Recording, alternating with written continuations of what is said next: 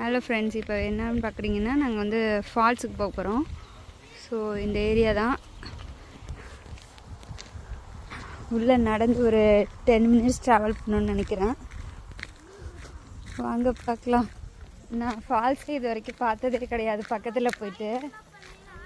So நான் இப்போ தான் ஃபஸ்ட் டைம் போகிறேன். பார்க்கலாம் வாங்க.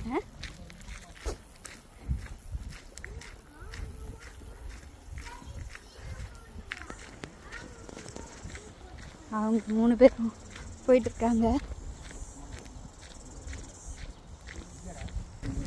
பயமாக இருக்கு. உள்ளே போகணும் கூட கொஞ்சம் பயமாக தான் இருக்குது. பார்க்கலாம்.